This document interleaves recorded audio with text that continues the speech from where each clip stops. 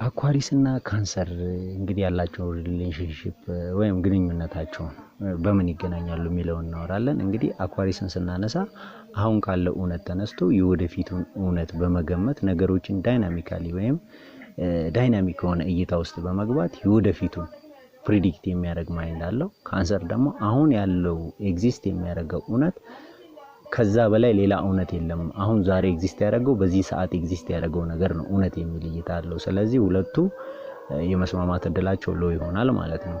አኳሪስ እንዴት በካንሰር ይጎዳል የሚለውን እናንሳ።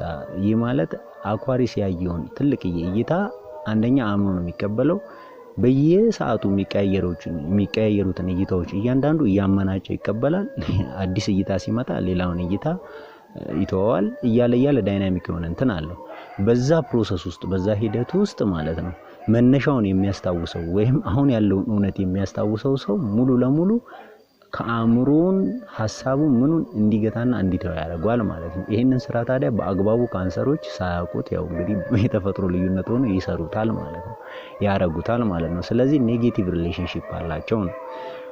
ፍሬንድም ቢሆኑ ምንም ቢሆኑ ኢነርጂያቸው አይሆንም። በንግድም ቢጣመሩ በትዳርም ቢጣመሩ በምንም ቢጣመሩ ግዴታ አኳሪሱ መሸነፍ አለበት። አኳሪሱ እይታውን ቫስት ማድረግ የለበትም። ወይም የወደፊቱን መገመትና ህልም የሚመስሉ ለካንሰር ህልም የሚመስሉ ነገሮችን መንገርና ማሰብ ማንሰላሰል ማቆም እስካልቻለ ድረስ ከካንሰር ጋር ጥሩ ሪሌሽንሺፕ አኳሪሶች ሊኖራቸው